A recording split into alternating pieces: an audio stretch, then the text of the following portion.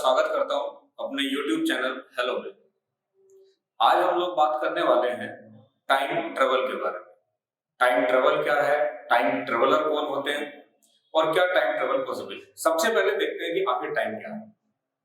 आपको सुन के आश्चर्य होगा और हो सकता है कि आप इस बात को जानते भी हो कि बिग बैंग थ्योरी के हिसाब से, और बिग बैंग थ्योरी कोई इमेजिनरी बात नहीं है, वो एक फैक्ट है।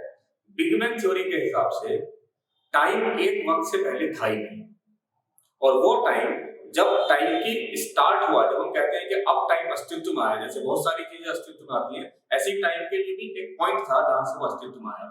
वो था एक बिग बैंग, जब पूरे ब्रह्मांड का निर्माण हुआ, पूरा ब्रह्मांड बनना शुरू हुआ एक बड़े से एक्सप्लोजन के साथ। उस दिन से हम मानते हैं कि टाइम काउंट होना शुरू होता है, उस दिन से हमारे टाइम की कैलकुलेशन स्टार्ट होती है। तो ये तो है टाइम। अब टाइम अगर हम पृथ्वी के हिसाब से देखें तो टाइम एक कांस्टेंट स्पीड से लगातार आगे चल रहा है, जैसा मैंने पहले भी आपसे कहा।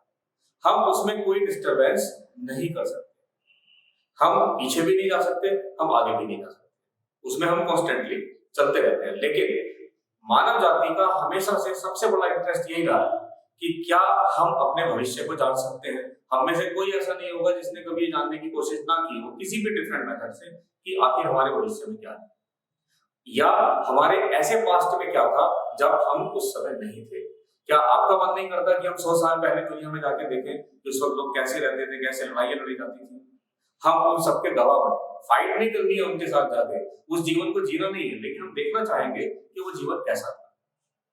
फिर हमारे मन में ये भी आएगा कि क्या हम उस जीवन को परिवर्तित कर सकते हैं। क्या हम अपने फ्यूचर में, अगर हमें लगता है कि कुछ दुखद होने वाला है, या हम अपने पास्ट में जाकर देखते हैं कि कुछ दुखद हो चुका है, तो क्या हम उसे बदलने की कोशिश कर सकते हैं, या अगर हम वहां चले गए तो क्या हम वापस लौटकर आ सकते हैं। तो ये टाइम ट्रेवल है, और अगर हम ऐसा कर सकते हैं तो वो टाइम ट्रेवलिंग है। अगर हम ऐसा करते हैं कि हम आगे जाएं या पीछे जाएं, तो वो हमारे हिसाब से क्या हो गया, टाइम ट्रेवल, टाइम ट्रेवलिंग। अब सबसे पहले हम ये देखते हैं कि क्या कुछ ऐसे इंसिडेंसेस हैं जो टाइम ट्रेवल को एक्सप्लेन करते हो। क्या कुछ ऐसे घटनाएं हैं जिनसे कहा जा सके कि टाइम ट्रेवलिंग होती है, या फिर ये हाइपोथेटिकल कॉन्सेप्ट है, ऐसा कुछ नहीं, ये देखना पड़ेगा। तो मैं आपसे 4 डिफरेंट इंसिडेंसेस इस बारे में डिस्कस करना चाहूंगा जिन्हें हम सीरियस एग्जांपल की कैटेगरी में रख सकते हैं। इनमें सबसे पहला एग्जांपल है जॉन टाइटर का। जॉन टाइटर एक व्यक्ति का नाम है जो सन 2000 में, नवंबर 2000 में उन्होंने एक मेल भेजा डिफरेंट रेस्पॉन्सिबल लोगों को, और ये दावा किया कि मैं सन 1975 से 2036 में गया था, मैं 2036 में जी रहा हूं। अब मुझे वापस 2000 में आना पड़ा है क्योंकि मुझे 2000 में कुछ काम है। उसका कहना था कि मुझे काम यह है कि मुझे IBM कंपनी का एक कंप्यूटर चाहिए। मेरे दादाजी पास्ट में उस कंपनी में काम करते रहे। मुझे Y2K प्रॉब्लम को भी देखना है। आप सबको पता होगा Y2K प्रॉब्लम क्या थी सन 2000 के आसपास। मुझे उसे भी देखना है कि इंटरनेशनली उससे कैसे निपटा जाए। उसके इस मेल ने पूरी दुनिया में तहलका मचा दिया, क्योंकि पहली बार किसी ने दावा किया था कि वो एक टाइम ट्रेवलर है और 2036 से आया है, यानी कि वो 36 साल पीछे आया था, 2036 से 2000। लोगों ने उस पर ऑब्जेक्शन किया, शक किया कि ये तो कोई शरारत भरी मेल भी हो सकती है। उसने प्रूफ के तौर पर एक टाइम मशीन का फोटो भेजा। वो टाइम मशीन का फोटो उसने ये दिखाने के लिए भेजा कि मैं इस मशीन में बैठकर सन 2000 में आया। उसने अपनी सत्यता के लिए कुछ फोरकास्ट भी की, कुछ भविष्यवाणी। वक्त के साथ हमने देखा अगले 2-4 में, 4 साल में, 5 साल में, कि उनमें से काफी भविष्यवाणियां सही थी। 50% हम कह सकते हैं कि 50% उसकी फोरकास्ट सही थी। एक बार उसका एक फाइनल मेल आया कि जो मेरा पर्पस था, जो मेरा काम था, वो मैंने पूरा कर लिया है, अब मैं वापस अपने 2036 में जा रहा हूं। तो उसने 2 काम किए उसके हिसाब से। अगर वो एक टाइम ट्रेवलर था तो उसने 2 काम किए। वो 2036 से 2000 में आया भी और 2000 से वापस गया, यानी कि वो पास्ट में भी आया और वो फ्यूचर में भी गया। लेकिन आप इसे कह सकते हो कि सारी कोशिशें की गई देखने की कि ये कौन है, लेकिन उसका कोई अता पता नहीं चला। कोई भी इंटरनेशनल सिस्टम आइडेंटिफाई नहीं कर पाया कि ये मेल्स कहां से आती। लेकिन फिर भी इस पर शक किया जा सकता है कि क्या वास्तव में ऐसा हुआ। क्या ऐसा नहीं हो सकता कि ये केवल कुछ अच्छे इंटेलिजेंट लोगों की, जो इंटेलेक्चुअल्स रहे हो, एक शरारत रही हो, एक शैतानी रही हो। तो मैं आपको एक दूसरा एग्जांपल देता हूं। ये एग्जांपल और ज्यादा सीरियस है। सन 2008 में चाइना में जब आर्कियोलॉजिस्ट कुछ पुराने पत्थरों की खुदाई कर रहे थे, लगभग 400 साल पुराने पत्थरों की खुदाई कर रहे थे, तो एक पत्थर में से एक घड़ी निकली, एक रिस्ट वॉच। उस रिस्ट वॉच में 10:06 टाइम हुआ था। अब ये कोई खास बात नहीं है, लेकिन आप सोचो कि वो पत्थर 400 साल पुराना है, उसमें एक घड़ी निकल रही है जो 400 साल पहले, अभी तक हम सब समझते हैं कि घड़ियां नहीं गई होगी। अगर घड़ियां रही भी तो उस घड़ी की खास बात ये थी कि वो स्विट्जरलैंड की बनी। अब ये एक एस्टैब्लिश्ड फैक्ट है कि 400 साल पहले स्विट्जरलैंड नाम का कोई देश दुनिया में नहीं था। तो घड़ी तो पॉसिबल है 400 साल पहले रही, लेकिन स्विट्जरलैंड तो पॉसिबल नहीं था। तो वो एक स्विस वॉच 400 साल पुराने पत्थर के अंदर कैसे मिली, ये एक बड़ा भारी सबूत बन जाता है अपने आप में। मैं नहीं कह रहा कि वो एक सबूत है, मैं नहीं कह रहा कि वो एविडेंस है, लेकिन ये अपने आप में एक फैक्ट बन जाता है कि वास्तव में कोई टाइम ट्रैवलर रहा होगा जो हमारे टाइम से या और आगे से उस 400 साल पहले लाइफ में गया, वहां उसने वो घड़ी किसी भी वजह से उसकी मिस हो गई जो चाइना वाला मिल गई, वो घड़ी आज भी सेफ रखी है। तो ये फैक्ट बनता है। एक दूसरा एग्जांपल देखते हैं। 1928 में चार्ली चैपलिन की एक मूवी की शूटिंग हो रही थी। शूटिंग का पार्ट नहीं था, लेकिन आपने देखा होगा कि कई बार मेन शूटिंग से अलग भी कैमरे वगैरह लगे रहते हैं। तो उसमें एक लेडी दिखाई देती है जो सेल फोन पर बात करते हुए जा रही है। अब आप कहेंगे कि इसमें क्या खास बात है, सेल फोन पर तो सभी बात करते हैं, लेकिन वो 1928 है। 1928 में तो मोबाइल फोन, सेल फोन जैसी कोई चीज ही नहीं थी, और बिल्कुल क्लियर वो वीडियो आज भी है साइंटिस्ट के पास जिसमें वो बात करते हुए जा रही है। तो क्या वो कोई फ्यूचर से 1928 में आई थी? क्या वो एक टाइम ट्रेवलर थी? ये भी एक बढ़िया एग्जांपल हो सकता है इस बात का कि हाँ, टाइम ट्रेवल पॉसिबल। अब अगर आपको लगे कि ये दोनों घटनाएं तो कोई खास नहीं है, तो एक तीसरी घटना की बात करते हैं। उसे मैं इन दोनों से भी ज्यादा इंपॉर्टेंट कैटेगरी में रखता हूँ, सीरियस कैटेगरी में। 1992 में वेनेजुएला एयरपोर्ट पर, उनके कैपिटल के एयरपोर्ट पर एक एरोप्लेन आता है। वो आईटीसी से परमिशन मांगता है, जो उनका एटीसी होता है, एयर ट्रैफिक कमांड सिस्टम होता है, वो उससे परमिशन मांगता है लैंड करने की। उसकी फ्लाइट शेड्यूल्ड नहीं थी। एटीसी वाले परेशान हो जाते हैं कि पता नहीं फ्लाइट एकदम से कैसे आने के लिए परमिशन मांग रही है। वो उससे थोड़ा कन्वर्सेशन करते हैं, जो लोग जानकार हैं वो जानते हैं कि एटीसी और एक पायलट कैसे आपस में बात करते हैं। तो वो अल्टीमेटली वो पायलट अपने एरोप्लेन को लैंड कर लेता है। अब उससे जानकारी ली जाती है कि आप कौन है, कहां से आए। तो सबसे पहले तो जो पोर्ट का स्टाफ था वो देखता है कि ये एरोप्लेन 1992 से कुछ पुराना है। ऐसे एरोप्लेन वहां पर थे नहीं एयरपोर्ट पर, वो कुछ पुराना लग रहा था। उन्हें अजीब लगा, लेकिन फिर भी वो अपनी ड्यूटी में लगे।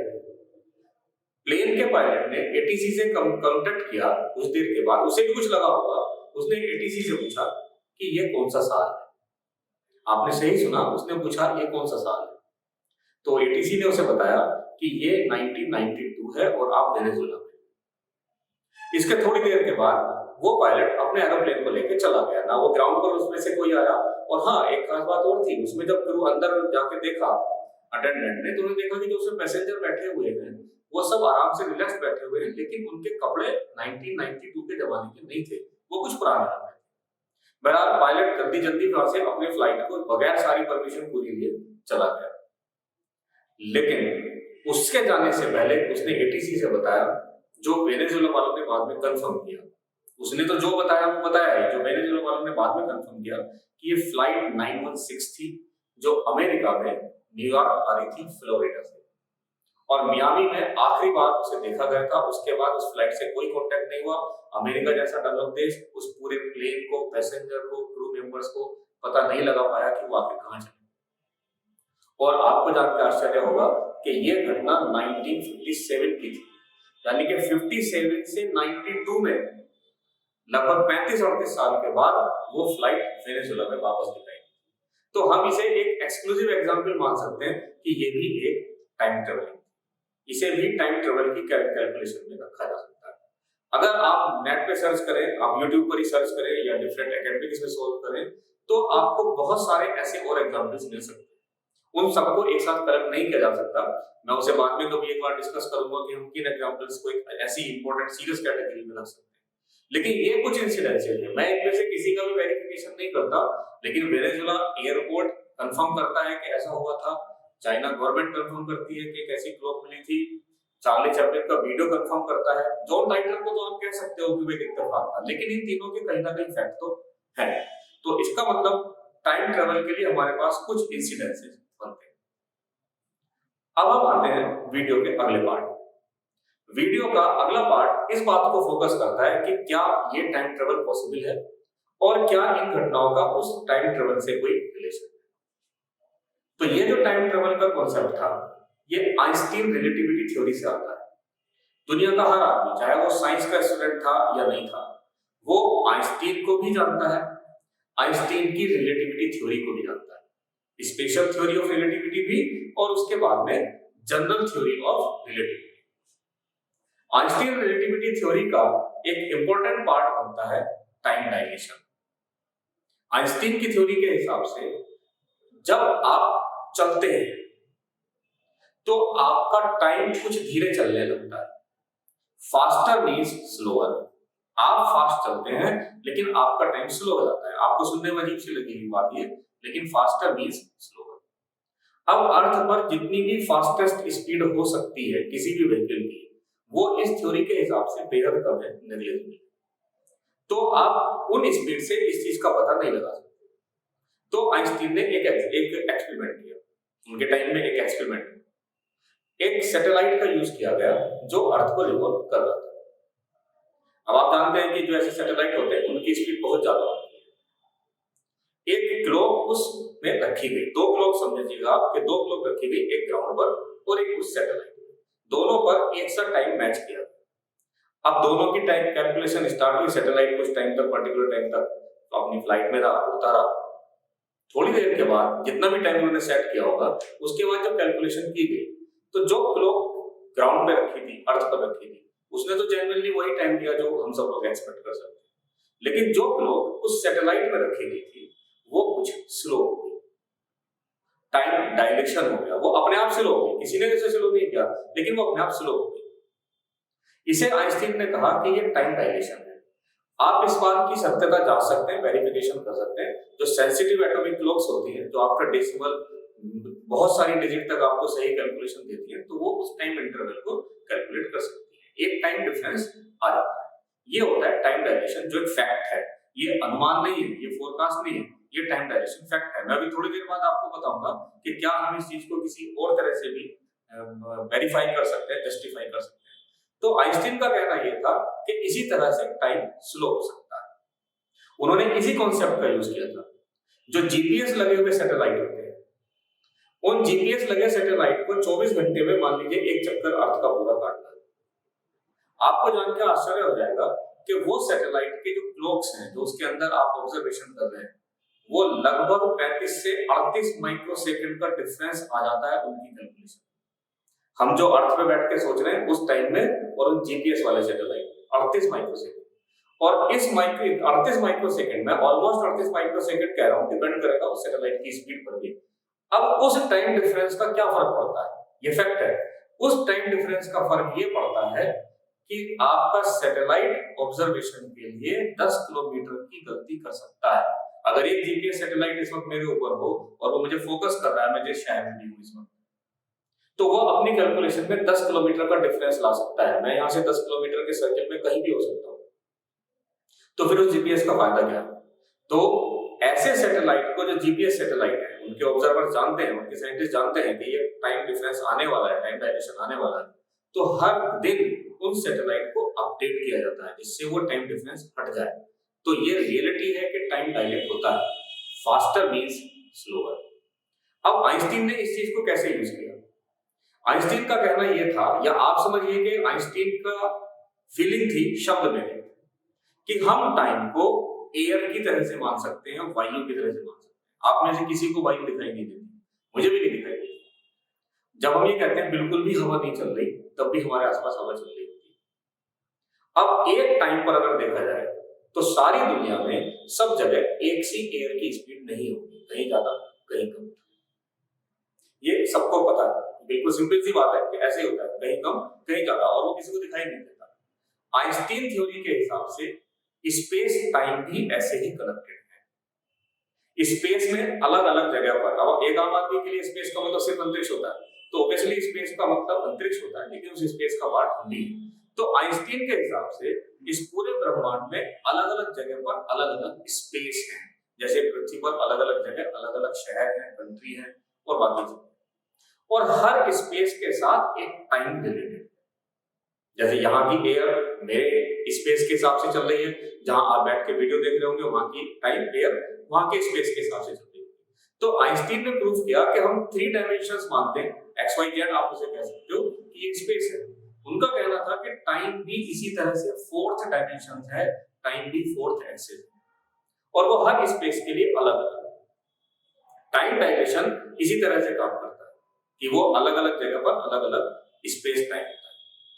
आइंस्टीन ने इस बात को भी स्टैब्लिश किया जिसकी वजह से वो इंटरनेशनली सबसे ज्यादा फेमस हुए, जिसने दुनिया के विज्ञान की दिशा बदल दी, साइंस की गति को बदल दिया। वो यही फैक्ट था, नंबर 1 आइंस्टीन थ्योरी के हिसाब से टाइम डायलेशन, ये छोटी बात, और इससे भी बड़ी बात कि ग्रेविटी का इस पर एक इफेक्ट होता है। सिर्फ स्पेस इंपॉर्टेंट नहीं है, ग्रेविटी। अभी जैसे मैंने आपको सैटेलाइट वाला एग्जांपल दिया, तो अगर 2 सैटेलाइट हो जो एक अर्थ के ज्यादा नजदीक हो, एक अर्थ से थोड़ा सा दूर हो, आप दोनों के लिए अगर कैलकुलेशन करें एटॉमिक क्लॉक्स की हेल्प से, तो जो अर्थ के पास था, यानी कि जिस पे अर्थ की ग्रेविटी, अर्थ का पुल, अर्थ का खिंचाव ज्यादा काम कर रहा था, उसका टाइम ज्यादा स्लो होगा, और जो अर्थ से कंपैरेटिवली दूर होगा उसका भी टाइम स्लो हो जाएगा, लेकिन कम होगा, उसकी तुलना में कम होगा जो अर्थ के पास था। तो space 3 dimensions, time 4th dimension Einstein के हिसाब से, और 5th डायमेंशन ग्रेविटी। तो आइंस्टीन थ्योरी ने इन पांचों चीजों को जोड़ के दिखाया, स्पेस, टाइम, ग्रेविटी, और ये साबित किया कि ग्रेविटी का टाइम पर फर्क पड़ता है। ग्रेविटी सिर्फ न्यूटन के सिर पे गिरने वाले एप्पल को पुल नहीं करती, ये ग्रेविटी टाइम को भी पुल कर सकती है, ये टाइम ट्रेवल होता है। इस बात को आइंस्टीन ने अपने ट्विन पैराडॉक्स की हेल्प से समझाया। मैंने आपसे कहा था कि मैं इसमें एक पैराडॉक्स का डिस्कस करूंगा, 3 पैराडॉक्स का डिस्कस करूंगा, ये उनमें से पहला है, ट्विन पैराडॉक्स। आप इमेजिन कीजिए कि 2 जुड़वा भाई हैं, ट्विंस, उनमें से एक को उसे एक नाम दे देते हैं ए, उसे हम पृथ्वी पर रखते हैं, और एक उसके जुड़वा भाई को बी को एक सैटेलाइट पे बैठाते हैं, और लगभग लाइट की स्पीड के 80% से वो सैटेलाइट आगे चलता है। अब जो भाई ग्राउंड पर है, अर्थ पर, वो अगले 30 साल तक एक कैलकुलेशन करता है। उसकी कैलकुलेशन क्या है, सॉरी मैं 30 गलत बोल गया, 25 साल तक कैलकुलेशन करता है। डेटा याद करके आया, इसीलिए मैं उसमें गड़बड़ नहीं करूंगा। तो वो 25 साल देखता है कि मुझे 25 साल के लिए कैलकुलेशन, 25 साल में वो अपने भाई को एक मैसेज भेजता है, या कोई भी उनका प्री डिटरमाइंड रहा होगा कि 25 साल के बाद उसका भाई सैटेलाइट से लौटता है। तो 25 साल जाने के सैटेलाइट में 80% ऑफ स्पीड ऑफ लाइट से, और 25 साल आने में, तो अब ग्राउंड पर आपके हिसाब से, मेरे हिसाब से कितना टाइम हो गया, 50 साल निकल गए। शुरू में एज कितनी थी जो ग्राउंड पर रहा, 20 साल। तो जो ग्राउंड पर था, ए था, उसकी एज हो गई होगी 70 साल, 20 प्लस 50, 70 साल। और वो अपने उस भाई से भी यही एक्सपेक्ट करेगा कि अगर वो सैटेलाइट से मेरे हिसाब से 50 साल के बाद आ रहा है, तो उसकी एज भी 70 साल। लेकिन आप भी आश्चर्यचकित रह जाओगे, और सबसे बड़ा आश्चर्य तो उसी भाई को होगा जो ग्राउंड पर रहा, कि जब उसका भाई लौट कर आएगा तो वो सिर्फ 50 साल का, और वो आते ही भी जो सैटेलाइट से आया, वो आते ही अपने भाई से कहेगा कि भाई मेरी एज तो 30 साल बढ़ी, आपकी एज 50 साल बढ़ गई, तो मैं तो फ्यूचर में आ गया। कम टू द पॉइंट, मैं तो फ्यूचर में आ गया, क्योंकि मैं 50 साल का हूं और मैं अपने भाई को 70 साल का देख रहा हूं। तो जो ये इस वक्त अर्थ पर मुझे दिखाई दे रहा है, वो मेरे हिसाब से फ्यूचर है। ऑब्वियसली ऐसा पॉसिबल है, t equal to t not 1 upon under root v square minus c square. हम इस रिलेटिविटी के ऐसे एक मेन फैक्ट को कभी बाद में डिस्कस करेंगे, लेकिन यही टाइम डायलेशन है। लेकिन इसमें लाइट की स्पीड का रोल बनता है, स्पेस टाइम में स्पीड ऑफ लाइट का रोल बनता है। अभी जैसे सैटेलाइट की 6 माइक्रोसेकंड का फर्क है, बहुत ज्यादा नहीं था हमारे लिए, लेकिन 80% ऑफ स्पीड, 3 लाख किलोमीटर चलती है लाइट एक सेकंड में, 3 लाख किलोमीटर, उसका 80% लगभग 2.4 लाख किलोमीटर पर सेकंड। इस स्पीड से अगर सैटेलाइट चलेगा तो एक कितना जबरदस्त टाइम डायलेशन हुआ कि 20 साल का गैप आ गया 2 जुड़वा भाइयों के बीच। ये टाइम ट्रेवल। अब मैं यहाँ पर आपको एक पुराना एग्जांपल, जो मैंने आपसे शुरू में कहा कि मैं कुछ दूसरे पॉइंट पे हम डिस्कस करेंगे, वो देता हूँ। मेरा क्वेश्चन ये था कि क्या हम फ्यूचर में जा सकते हैं, क्या हम पास्ट में जा सकते हैं? तो फ्यूचर में तो इस हिसाब से जा सकते हैं। आज भले ही हमारे पास ऐसे सैटेलाइट नहीं है, ऐसे इंस्ट्रूमेंट्स नहीं है जो इतनी स्पीड से चले, लेकिन जब टाइम डिफरेंस 38 माइक्रोसेकंड का आ सकता है स्पीड की वजह से, तो 80% का भी आ सकता है। तो फ्यूचर में तो जाया जा सकता है। जैसे वो बी भाई को दिखाई दिया कि मैं 50 साल का और जो ग्राउंड पे रहा है वो 70 साल का, लेकिन पास्ट में नहीं जा सकते। आइंस्टीन ने साफ मना कर दिया, और सिर्फ मना नहीं किया, उन्होंने एक्सपेरिमेंटली प्रूव करके दिखाया कि हम इस टेक्निक से पास्ट में नहीं जा सकते, क्योंकि आपको उसके लिए स्पीड ऑफ लाइट से तेज चलना पड़ेगा, और कोई भी मैटर पार्टिकल कभी भी किसी भी हालत में कहीं भी स्पीड ऑफ लाइट से तेज नहीं चल सकता। इवन बिग बैंग थ्योरी के हिसाब से हम ये कह सकते हैं कि जो अर्थ यूनिवर्स का एक्सपेंड हुआ था वो तो स्पीड ऑफ लाइट से तेज हुआ, है ना, लेकिन उसके अलावा कोई भी मैटर, कोई भी मास स्पीड ऑफ लाइट से तेज नहीं चल सकता। तो आपको ये आंसर मिल जाना चाहिए कि हाँ फ्यूचर में जा सकते हैं, पास्ट में नहीं जा सकते। अब एक दूसरी थ्योरी देखते हैं, ये भी आइंस्टीन थ्योरी ही थी, आइंस्टीन का ही कॉन्सेप्ट था। और अगर आप लोगों का इंटरेस्ट ऐसी मूवीज में रहा होगा, हॉलीवुड में अभी कुछ साल पहले एक बढ़िया मूवी बनी थी इंटरस्टेलर, उसमें इस पॉइंट का यूज हुआ था, वर्म होल थ्योरी। ये भी आइंस्टीन की थ्योरी है, और सिर्फ थ्योरी नहीं है, ये कल्पनाएं नहीं है, तो रियलिटी है। इसलिए मैंने कहा कि इंसिडेंसेस काल्पनिक हो सकते हैं, लेकिन जो फैक्ट मैं आपसे डिस्कस करूंगा वो सिर्फ वो करूंगा जिनके पीछे साइंटिफिक फैक्ट है। केवल ये नहीं कि वैसे ही हम लोग गाँव में बात करें, ऐसे तो आप देखेंगे डिफरेंट लिटरेचर में, हर धर्म में आपको बहुत सारी चीजें मिल जाएंगी कि हाँ पास्ट में जा सकते हैं, फ्यूचर में जा सकते हैं, लेकिन सिर्फ फैक्टफुल बातें हम लोग आज करते हैं। तो आइंस्टीन ने एक वर्म होल थ्योरी दी। वर्म होल थ्योरी का मतलब है कि स्पेस में बहुत सारे टाइम ब्रिजेस बने हुए हैं। अभी जैसे हम स्पेस टाइम की बात कर रहे थे, तो एक स्पेस टाइम में अर्थ है, एक अर्थ से मिलियन किलोमीटर डिस्टेंस पे कोई दूसरा स्पेस टाइम हो सकता है। इनके बीच में एक ब्रिज है, आपको स्क्रीन पे साइड में दिखाई दे रहा होगा कि उसमें एक ब्रिज बन जाता है, मैं यहाँ पर हूँ, वो यहाँ पर। अब अगर हम पूरा घूम के आते हैं इस तरह से तो बहुत टाइम लगता है, बिलियन ईयर्स लगते हैं, लेकिन अगर एक ब्रिज बना दिया जाए दोनों के बीच में, मैं यहाँ अर्थ और ये नीचे कोई दूसरा स्पेस टाइम, आप सीधे यहाँ से यहाँ आ सकते हो। ये होती है वर्म होल थ्योरी। एक तरह से जैसे हम छत से नीचे गिरते हैं या नीचे से छत पे चले जाएं सीधे किसी रस्सी की हेल्प से, बजाय ये कि उसे पूरा घूम फिर के जाया जाए। डिस्टेंस की जगह डिस्प्लेसमेंट का यूज किया जाए, अगर साइंस की लैंग्वेज में बोले। ऐसे वर्म होल फैक्ट है, आपको ध्यान होगा इंटरस्टेलर का जो मास्टर पॉइंट था लास्ट में जाके, जिस पे पूरी मूवी फोकस थी, वो ये वर्म होल ही था। लेकिन ऐसे वर्म होल भी अभी पॉसिबल नहीं। उसका रीजन है, इसके लिए आपको डार्क एनर्जी की रिक्वायरमेंट है। स्टीफन हॉकिंग ने भी इस बात को वेरीफाई किया, जस्टिफाई किया कि हाँ वर्म होल होते हैं। कुछ ही बातों में स्टीफन हॉकिंग और आइंस्टीन एक दूसरे से एग्री करते थे। वर्म होल थ्योरी उनमें से एक है कि वास्तव में ऐसे वर्म होल होते हैं, लेकिन ये वर्म होल बहुत तेजी से बनते बिगड़ते रहते हैं। अब आप अगर ऐसे एक ब्रिज पर एक बार चढ़ जाओ तो वो ब्रिज रुकना चाहिए ना जब तक आप दूसरी तरफ जाओ। अगर वो ब्रिज ही खत्म हो जाए तो फिर आप बीच में से गिर जाओगे, आप यूनिवर्स में कहीं भी जा सकते हो। यही सबसे बड़ी प्रॉब्लम है कि वो ब्रिज तब तक मेंटेन रहना चाहिए जब तक आप एक स्पेस टाइम से दूसरे स्पेस टाइम में जाने की सोच रहे हो। इसके लिए आपको डार्क एनर्जी चाहिए होगी। इसके लिए मैंने अलग से एक वीडियो बनाया है कि डार्क एनर्जी क्या होती है, नेगेटिव एनर्जी क्या होती है। अभी चूंकि वो डार्क एनर्जी हमारे पास नहीं है, उतने बड़े अमाउंट में एनर्जी हमारे पास नहीं है, तो जाहिर सी बात है अभी हम वर्म होल का यूज नहीं कर सकते। तो इंटरस्टेलर आपको वो मूवी काल्पनिक चीज नहीं दिखा रही। आज मुझे आपको लग सकता है कि काल्पनिक है, लेकिन वो 300, 400, 500 या मैं कहता हूँ कि 1000 साल बाद की रियलिटी है, जब ऐसे वर्म होल आपके आसपास होंगे, जब ऐसे वर्म होल से आप इतनी एनर्जी के साथ जा पाओगे। तो ऑब्वियसली जैसे आज मैं और आप अपने रिलेशंस में जाते हैं, फ्रेंड्स के पास जाते हैं, एक शहर से दूसरे शहर, हम लोग एक जगह से एक स्पेस टाइम से दूसरे स्पेस टाइम में जा सकते हैं। एक तीसरी थ्योरी देखते हैं, ये भी आइंस्टीन के स्पेस टाइम ग्रेविटी थ्योरी के आसपास है, और ऑब्वियसली आइंस्टीन का ही थैंक्स है, उन्हीं की थ्योरी है। इसमें सबसे ज्यादा काम तो आइंस्टीन का ही है, इसीलिए तो आइंस्टीन ग्रेट है। उनकी थ्योरी है कि हम तीन चीजें कंपेयर करते हैं, सन, न्यूट्रॉन स्टार और ब्लैक होल। सन, न्यूट्रॉन स्टार और ब्लैक होल। सन का मास इन तीनों में सबसे कम। तो सन का सोलर सिस्टम, हम सन से जुड़े हुए हैं, हम सन के चारों तरफ घूम रहे हैं ना अर्थ में रहकर, तो ये जो सोलर सिस्टम है इसका मास सबसे कम है सन, इन तीनों में। तो हमारा टाइम सबसे फास्ट चलता है। हमारा जो 1 घंटा है वो आप 1 घंटा समझ सकते हैं कितना टाइम होता है। अब आप सोचो कि आप न्यूट्रॉन स्टार्स पर, इसके लिए भी एक अलग से वीडियो बना हुआ है। न्यूट्रॉन स्टार्स, उनका मास सन से ज्यादा है। आप वहां पर इसी टाइम को, जो अर्थ का 1 घंटा है, आप इसे वहां जाके देखो न्यूट्रॉन स्टार पर, वो 1 घंटा हो सकता है 45 मिनट, मैं रफली बोल रहा हूँ, वो इससे कम टाइम हो जाएगा 45 मिनट। अब आप सोचो कि न्यूट्रॉन स्टार से आप ब्लैक होल के पास गए, वापस आप जाके सोचो उसी इंटरस्टेलर में। वहां ब्लैक होल का भी कॉन्सेप्ट दिखाया गया था और सबसे अच्छा जो ब्लैक होल के बारे में जानते हैं वो डिस्क्रिप्शन उसी मूवी में इंटरस्टेलर।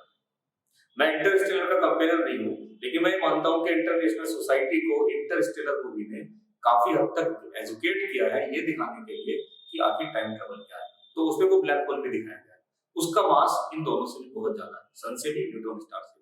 तो जो टाइम अर्थ पर 1 घंटा है, न्यूट्रॉन स्टार पे जाके 45 मिनट है, हो सकता है ब्लैक होल में जाके तो वो 1 माइक्रो सेकंड में जाए। आपने सही सुना, 1 माइक्रो सेकंड या उससे भी कम, क्योंकि ब्लैक होल का मास न्यूट्रॉन स्टार या सन से इतना ज्यादा है।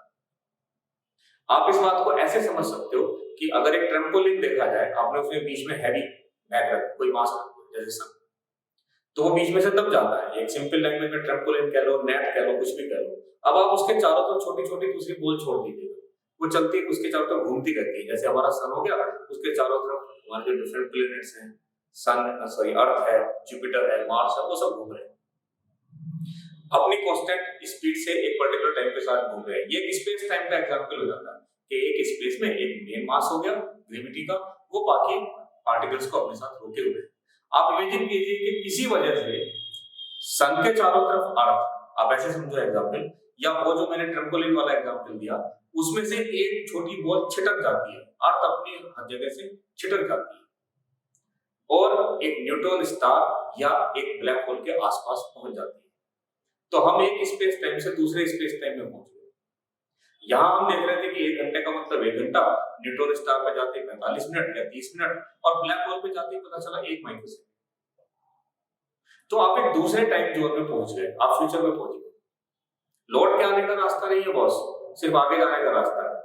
इंटरस्टेलर में ये भी दिखाया गया था, अगर आपको उसमें ध्यान हो तो, वो जो उनका हीरो दिखाए गए थे कूपर, वो लगभग अपनी यंग एज में लौट के आए, जितना उन्हें कुछ टाइम लगा उनके हिसाब से 1 घंटा 2 घंटा 10 घंटा, वो तो उसी के हिसाब से लौट के आ गए।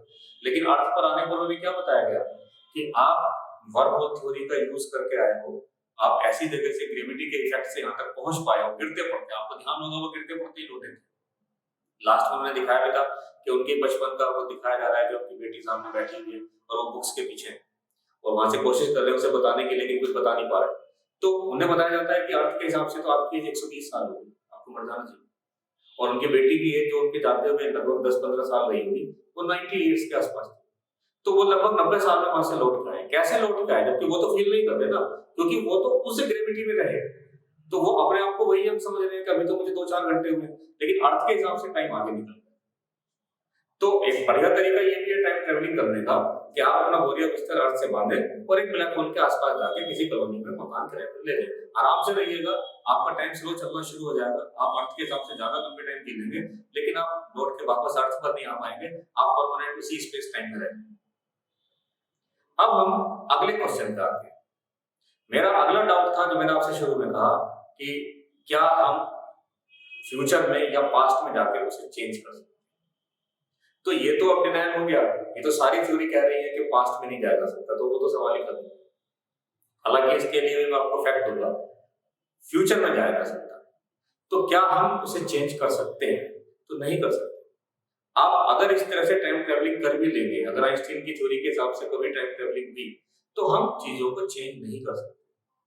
उसका रीजन ये है कि आप एक रियलिटी हैं, आप मैटर एंटी मैटर थ्योरी के हिसाब से एक रियलिटी है। मैं आपको इसके लिए 2 एग्जांपल्स देता हूं। यहां हमारा दूसरा पैराडॉक्स सामने आता है, पहला ट्विन पैराडॉक्स था, अब दूसरा पैराडॉक्स सामने आता है, ग्रैंडफादर पैराडॉक्स। सोचिएगा कि आज आप जहां भी हैं, जो भी आपका टाइम, आप अपने ग्रैंडफादर के टाइम में जाते हैं। उस ग्रैंडफादर के टाइम में भी आप तब गए जब आपके ग्रैंडफादर, आपके दादाजी लगभग 10-12 साल के रहे, और किसी भी वजह से आप अपने ग्रैंडफादर का मर्डर कर देते हैं। अब 10 साल की एज में तो ग्रैंडफादर की शादी नहीं हुई होगी, तो आपने जाके अपने ग्रैंडफादर को उनके बचपन में मार दिया। अब ग्रैंडफादर बड़े नहीं होंगे तो शादी नहीं होगी, शादी नहीं होगी तो आपके पिताजी नहीं होंगे, आपके पिताजी नहीं होंगे तो आप भी नहीं होंगे। तो आपका अस्तित्व कहां से आया? आप कहां पे गए? क्या आप तुरंत गायब हो जाएंगे? क्या वो फ्यूचर खत्म हो गया? ये होता है ग्रैंडफादर पैराडॉक्स, कि अगर कोई व्यक्ति इस तरह से जाकर एक चीज को चेंज कर दे, क्योंकि ग्रैंडफादर की डेथ तो नहीं हुई थी ना, ग्रैंडफादर तो रहे, उसी की वजह से आपके पिताजी आए, फिर आप आए, तो अगर फिर आपने जाके अपने ग्रैंडफादर का मर्डर कर दिया या किसी वजह से उनकी डेथ हो गई, तो उससे वो चीजें चेंज नहीं हो सकती जो ऑलरेडी आ गई, क्योंकि रियलिटी है, ये रियलिटी होती है। मैटर एंटी मैटर थ्योरी के हिसाब से आप ये तो कह सकते हैं कि हाँ मैंने ग्रैंडफादर का मर्डर कर दिया, लेकिन साइंस ये कहती है कि आपने उन ग्रैंडफादर का मर्डर नहीं किया जिनके आप होते हैं, आपने उनके एंटी मैटर का मर्डर किया होगा, अगर आप ऐसे पीछे गए होंगे। अब ये मैटर एंटी मैटर थ्योरी है तो रियलिटी, लेकिन एक बड़ा लंबा टॉपिक है, तो उसे कभी बाद में बात करेंगे उस बारे में, वीडियो काफी लंबा हो जाएगा, ऑलरेडी बहुत लंबा हो गया है। लेकिन इस तरह से आपने अपने उन पेरेंट्स को, उन ग्रैंडफादर को नहीं मारा होगा जिनकी वजह से आप थे, नहीं तो आपका अस्तित्व खत्म हो जाएगा। जो चीज रियलिटी में है, जिसकी फिजिकल अपीयरेंस है, वो रहेगी, कोई भी चीज उसे डिनाई नहीं कर सकती। एक तीसरा पैराडॉक्स देखते हैं, इसके ऊपर भी बड़ी फेमस मूवी बनी हुई है, प्रीडेस्टिनेशन पैराडॉक्स या कैजुअल लूप पैराडॉक्स। इमेजिन कीजिए कि आप और आपके फ्रेंड एक केमिकल फैक्ट्री में काम करते हैं, किसी वजह से केमिकल फैक्ट्री में आग लग जाती है, आपका वो दोस्त मर जाता है। आपका वो दोस्त आपको बहुत पसंद है, आप उसे वापस जिंदा करना चाहते हो, आपके पास एक टाइम मशीन भी है, आप उस टाइम मशीन में बैठ के वापस जाके देखते हो कि क्या आखिर आग क्यों लगी थी, जब उस आग के कारण को खत्म कर दे, तुम पहले से आग नहीं लगी। आप टाइम मशीन में गए और आग लगने से ठीक पहले टाइम में पहुंचे। अब आपको पता चलता है कि जब वो दोबारा से वो घटनाएं आपके सामने आती है, तो पता चलता है कि उस आग लगने के रेस्पॉन्सिबल आप थे, आपकी वजह की कोई केयरलेसनेस नहीं होगी, आपसे कोई केमिकल गिर गया या और कुछ भी हुआ, आपकी वजह से वो आग लगी, आपके भाई की डेथ हो गई, दोस्त की, भाई की नहीं, दोस्त की। प्रीडेस्टिनेशन पैराडॉक्स, आप पास्ट में गए, आपने एक कॉज को चेंज करने की कोशिश की, लेकिन प्रॉब्लम ये आ रही है कि वो कॉज आप हो, तो अब आप अपनी चीज को कैसे बदल सकते हो? आप उसे नहीं बदल सकते। तो अब आपको ये दुख और होना चाहिए, अभी तक आपको ये दुख था कि आपके फ्रेंड की डेथ हो गई, अब आपको ये दुख और होना चाहिए कि फ्रेंड की डेथ आपकी वजह से हुई। आप उस चीज को नहीं बदल सकते, अगर आप उसे बदलते हो तो फिर से वही वो वायलेशन हो जाता है। तो मैटर एंटी मैटर थ्योरी के हिसाब से आप फ्रेंड को नहीं बचा सकते, फ्रेंड के एंटी फ्रेंड यानी कि उसके एंटी मैटर को बचा सकते हो, लेकिन उस फ्रेंड की डेथ तो होना स्वाभाविक है। अब ये एक साइकिल बन जाती है, आप पास्ट में गए, आपने देखा आपकी वजह से आग लगी, आग तो लगी, तो ये एक साइकिल बन जाती है कि आप ए पॉइंट से बी पर गए चेंज करने, बी पे जाके पता चलता है कि ये काम तो आपको ही करा हुआ है, अब आप दोनों काम थोड़ी ना करोगे, आप ऐसे थोड़ी कर सकते हो कि आज भी मेरी वजह से लगेगी और आज मेरी वजह से नहीं भी लगेगी, आप समझ रहे हो? तो ए से बी पर गए, बी से वापस ए पर आए, तो ये एक साइकिल बन जाती है, आप इसी साइकिल में घूमते रहोगे, ए से बी से ए से बी से ए, यही होता है प्रीडेस्टिनेशन पैराडॉक्स। सिंपल लैंग्वेज में गए तो मुर्गा पहले आया या अंडा, कोई तो पहले आया होगा, अंडे से मुर्गा या मुर्गे से अंडा, तो ये तो एक मजाक की बात थी कौन पहले आया, लेकिन प्रीडेस्टिनेशन पैराडॉक्स यही है। ये ऐसे पैराडॉक्स हैं, ग्रैंडफादर पैराडॉक्स और प्रीडेस्टिनेशन पैराडॉक्स, जो इस पूरी थ्योरी को जस्टिफाई कर देते हैं कि आखिर पास्ट में क्यों नहीं जाया जा सकता। अच्छी चीज देखने तो जा सकते हो, आप जा सकते हो देखने की सम्राट अशोक ने क्या किया, अलेक्जेंडर ने क्या किया, नेपोलियन ने क्या किया, लेकिन सिर्फ अच्छी घटना में थोड़ी जाएंगे, जब पास्ट में जाओगे तो कुछ गलत भी तो होगा, उन्हें कैसे चेंज करोगे अगर स्पेशली वो आपकी वजह से है। तो प्रीडेस्टिनेशन पैराडॉक्स, ग्रैंडफादर पैराडॉक्स आपको रेस्ट्रिक्ट कर देते हैं कि आप ना तो पास्ट में जा सकते हो, ना आप पास्ट को चेंज कर सकते हो। तो मुझे उम्मीद है कि आपको उन सारे क्वेश्चंस के जवाब मिल गए होंगे जो मैंने आपसे शुरू में कहे थे कि हम इन सारी चीजों को डिस्कस करने वाले हैं। अगर ये वीडियो आपको पसंद आता है, और मुझे उम्मीद है कि पसंद आया होगा, तो आप इसे लाइक कीजिए, शेयर कीजिए और इसे सब्सक्राइब भी कीजिए। ऐसे बच्चों को, ऐसे फ्रेंड्स को बताइएगा जिनका इंटरेस्ट ऐसी और टॉपिक्स में। और अगर आपको लगता है कि इस वीडियो में कुछ करेक्शंस हो सकते हैं तो आप मुझे जरूर बताइएगा। अगर ऐसा ही कोई दूसरा वीडियो किसी स्पेसिफिक टॉपिक पे आप देखना चाहते हो तो वो भी आप मुझे जरूर बताइए। Thank you.